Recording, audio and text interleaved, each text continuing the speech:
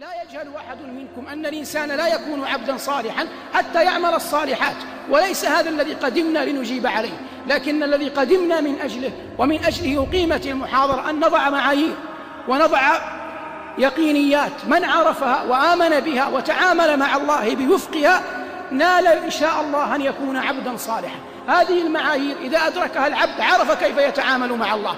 أولى هذه اليقينيات وهن 7، أن يعلم الإنسان أن الله جل وعلا لا رب غيره ولا إله سواه، وأن خزائن كل شيء بيديه، وأنه خلق خلقه وهداهم النجدين فمنهم قريب ومنهم بعيد، وأنه جل وعلا خلقهم وسخرهم بمقتضى القبضتين فمنهم شقي وسعيد، وأن الأمر أمره والخلق خلقه والكل عبيد له عبيد قهر.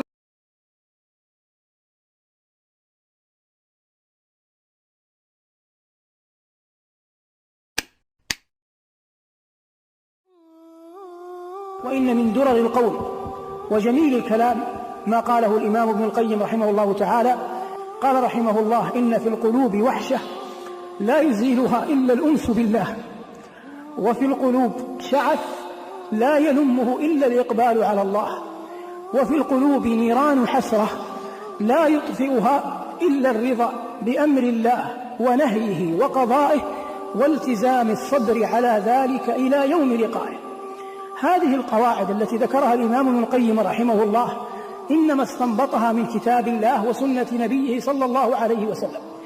فالقلوب كما قال فيها من نيران الحسرة، تريد أن تروي ظمأها، فيها من الشعث تتمنى أن تجتمع، فيها من الحسرة على فوات المطلوب وعلى ذهاب المرغوب، فيها من الوحشة تريد أن تقر أعينها وتحاول هنا وهناك. يجلس الرجل، يجلس الشاب، تجلس الفتاة الساعات الطوال أمام القنوات تقلبها من قناة إلى قناة ومن عرض إلى آخر، فيرى وترى مرارا وتكرارا، لكنه لا يشعر بأن روحه قد ملئت وأن قلبه قد اطمأن، فيزداد، والزيادة في الشيء دليل على عدم الوصول إلى النهاية.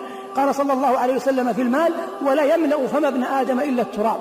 لكن المقبل على الله جل وعلا ما أن يضع جبهته على الأرض ويمكنها من التراب ويضع يديه وقدمه تنتصب، ثم يدخل في التسبيح سبحان ربي الأعلى، ثم يأخذ في الحمد لله تبارك وتعالى ويثني على الله جل وعلا بما هو أهله، ويتذكر أنه عبد لله وأن الله تبارك وتعالى ولي نعمته وملاذه عند كربته، ويأخذ يدعو ويناجي ويستغفر ربه إلا ويشعر بالسكينة والطمأنينة والرضا ما لو دفع إليه مال الدنيا لم يقبل به ثمنا. فينبغي على المؤمن أن يسعى أول الأمر وآخره في إصلاح قلبه. قال الله جل وعلا: لن ينال الله لحومها ولا دماؤها ولكن يناله التقوى منكم. وهذه القلوب أعظم أسباب أن تفيء إلى ربها جل وعلا أن تكون عارفة بالله، فإن العبد كلما كان بالله أعرف كان من الله تبارك وتعالى أخوف. فاقرأوا القرآن كثيرا، قفوا عند الآيات التي يعظم الله جل وعلا فيها ذاته العلية ويرشد فيها إلى ما له تبارك وتعالى من جلال الصفات وكمال النعوت. قفوا عند الآيات التي فيها من توحيد الربوبية ما فيها. يقول سبحانه وتعالى: وهو الذي جعل الليل والنهار خلفة لمن أراد أن يذكر أو أراد شكورا. ويقول سبحانه: ألم تر إلى ربك كيف مد الظل ولو شاء لجعله ساكنا ثم جعلنا الشمس عليه دليلا ثم قبضناه إلينا قبضا يسيرا. وهو الذي جعل لكم الليل لباسا والنوم سباتا وجعل النهار نشورا. وهو الذي أرسل الرياح بشرا بين يدي رحمته وأنزلنا من السماء ماء طهورا لنحيي به بلدة ميتا ونسقيه مما خلقنا أنعاما وأناسيا كثيرا. ولقد صرفناه بينهم ليذكروا فأبى أكثر الناس إلا كفورا. ولو شئنا لبعثنا في كل قرية نذيرا فلا تطع الكافرين وجاهدهم به جهادا كبيرا. وهو الذي مرج البحرين هذا عذب فرات وهذا ملح أجاج وجعل بينهما برزخا وحجرا محجورا. وهو الذي خلق من الماء بشرا فجعله نسبا وصهرا وكان ربك قديرا. فلما عدد آلائه ذكر أحوال الناس ويعبدون من دون الله ما لا ينفعهم ولا يضرهم وكان الكافر على ربه ظهيرا، إلى أن قال سبحانه وجل ذكره: وما أرسلناك إلا مبشرا ونذيرا قل ما أسألكم عليه من أجر إلا من شاء أن يتخذ إلى ربه سبيلا. ثم لما علم الناس من ربهم أرشدهم إلى أمرين: أن يعبدوه ويتوكلوا عليه. فتوكل على الحي الذي لا يموت وسبح بحمده وكفى به بذنوب عباده خبيرا. فهذا ربكم يعرف بذاته العلية في قرآنه. إذا وقف المؤمن عند هذه الآيات وهي كثيرة في القرآن، عندما تقوم الليل رددها مرة بعد مرة، أعد قراءتها الفينة بعد الفينة، ولو تنظر من المصحف حتى يقع في قلبك أن لا إله إلا الله حقا، فتخرج من مكانك وتقوم من مقامك، وليس هناك أحد أحب إليك من الله جل وعلا. فإذا خرجت إلى أهل الدنيا علمت أن ما عند الله تبارك وتعالى خير وأبقى من عند أهل الدنيا. تسمع كلمة الضر فلا تلقي لها بالا، وتسمع كلمات النفع فلا تتعلق بها، لأنك تعلم أن لا إله إلا الله.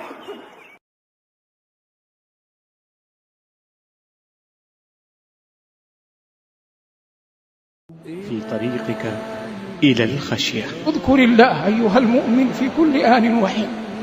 اذكر الله وأنت على مقعدك في الطائرة. اذكر الله وأنت في خلوتك في مسكنك أو في فندقك. اذكر الله وأنت مع أقرانك وخلطائك في مجلسك. اذكر الله وأنت غاد إلى بيت من بيوته. اذكر الله وأنت ترقى سلم بيتك. اذكر الله وأنت بين أبنائك وبناتك. اذكر الله في كل آن وحين. إن في خلق السماوات والأرض واختلاف الليل والنهار آيات لأولي الألباب الذين يذكرون الله قياما وقعودا وعلى جنوبهم ويتفكرون في خلق السماوات والأرض ربنا ما خلقت هذا باطلا سبحانك فقنا عذاب النار. قال صلى الله عليه وسلم: مثل الذي يذكر الله والذي لا يذكر الله مثل الحي والميت. والله جل وعلا يقول: ومن كان ميتا فأحييناه وجعلنا له نورا يمشي به في الناس. ومن غلب عليه استماع الفواحش والالتفات إليها والاشتغال بها حرم من نعمة ذكر الله. ومن غلب عليه حب الله والرضا بدينه والمسارعة إلى مرضاته غلب عليه أن يذكر الله في كل آن وحين. وليعلم كل أحد أن ذكر الله حياة الضمائر وأنس السرائر وأقوى الذخائر. قال أصدق القائلين: الذين آمنوا وتطمئن قلوبهم بذكر الله، ألا بذكر الله تطمئن القلوب.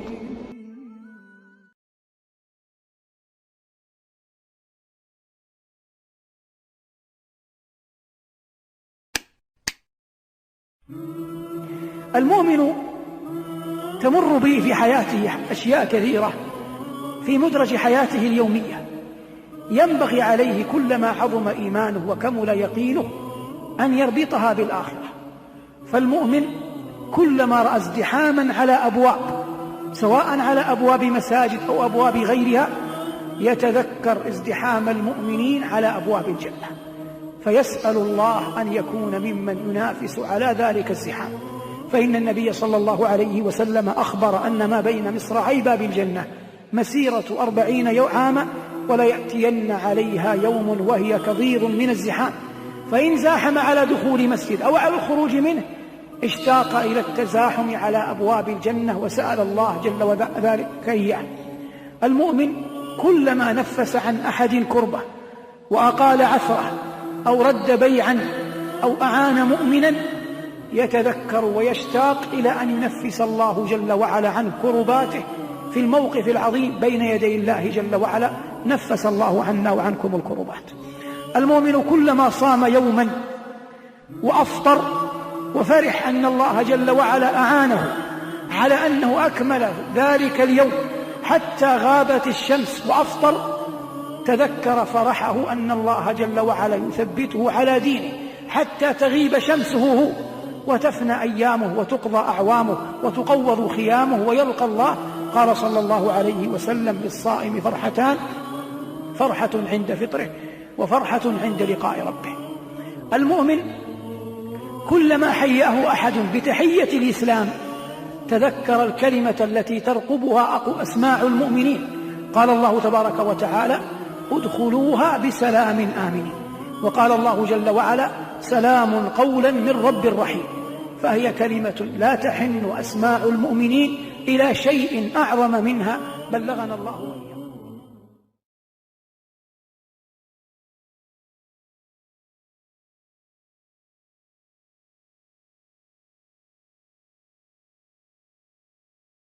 ثمة أمور يجعلها الإنسان وفق مداركه وهو يتعبد الله تبارك وتعالى.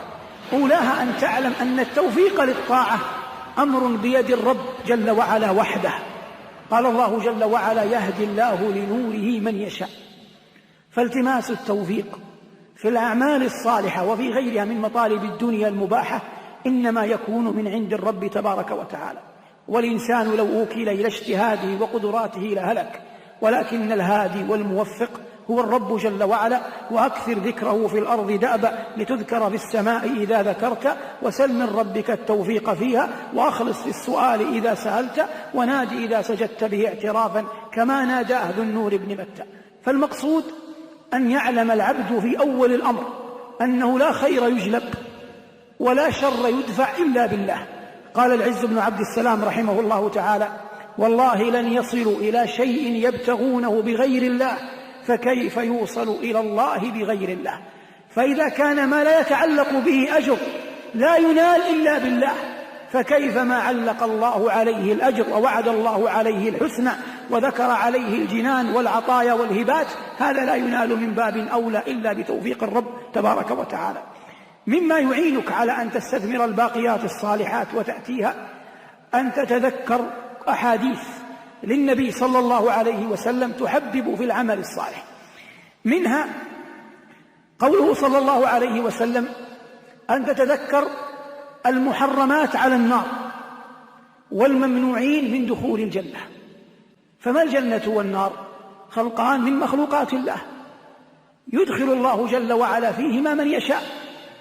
فإذا تذكرت من حرم الله على النار كان ذلك باعثا حثيثا في نفسك أن تأتي الأعمال الصالحة. وإذا تذكرت من حرمه الله على الجنة أو منعه من الجنة كان ذلك باعثا حثيثا في نفسك أن تبتعد عن تلك الأعمال. ومن قدر له أن يستبطن أقوال العلماء من المفسرين يجد والله ما من كلمة قالها أهل العلم من المفسرين أشد على من يقرأها من قول سفيان بن عيينة رحمه الله وهو يفسر قول الله جل وعلا: إن الله يأمر بالعدل والإحسان. قال رحمه الله: العدل أن تستوي العلانية والسريرة، والإحسان أن تكون سريرة المرء أعظم من علانيته.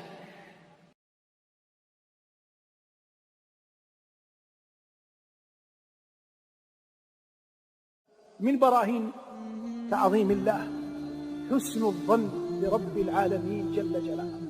جاء في الأثر أن موسى عليه السلام سأل ربه: يا رب، إني أراهم يقولون يا إله إبراهيم وإسحاق ويعقوب، فعلام خص هؤلاء بأن ذكروا معك؟ فأوحى الله جل وعلا إليه: يا موسى، أما إبراهيم فما خير بين اثنين أنا أحدهما إلا اختارني، وأما إسحاق فقد جادني بنفسه وهو بغيرها أجود، وأما يعقوب فكلما ازددته بلاء ازداد حسن ظن بي، ووالله من يعرف عظمة الله وسعة رحمته لا يملك إلا خيارا أوحدا، هو حسن الظن برب العالمين جل جلاله. نحن نذنب وليس لنا إلا الله يغفر ذنوبنا، نحن نطيع الله بتوفيقه وليس لنا إلا الله يثيبنا على طاعتنا، ولنا عيوب تلبسنا بها وليس لنا إلا الله يسترها.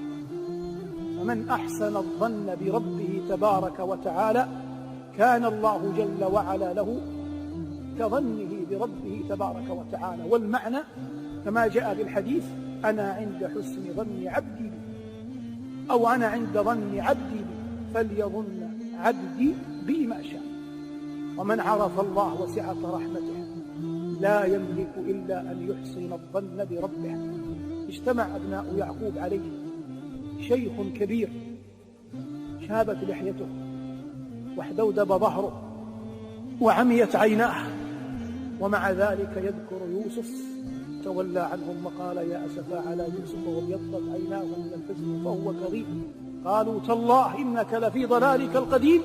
تمر أقوال وأحداث إلى أن يقول الله جل وعلا عنهم قال إني لأجد ريح يوسف لولا أن تفندون. قالوا تالله إنك لفي ضلالك القديم. فلما أن جاء البشير ألقاه على وجهه فارتد بصيرا. ماذا قال لهم؟ ذكرهم بحسن ظنه بربه.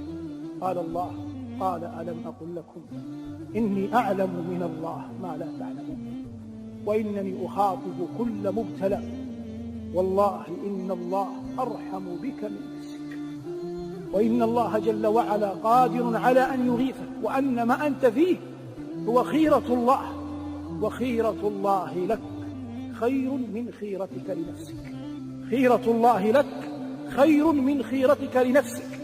ويحتاج المرء مع ذلك إلى أن يكثر من ذكر الله ويصبر نفسه ويرى سير الأخيار والأبرار الذين صبروا على ابتلاء ربهم تبارك وتعالى.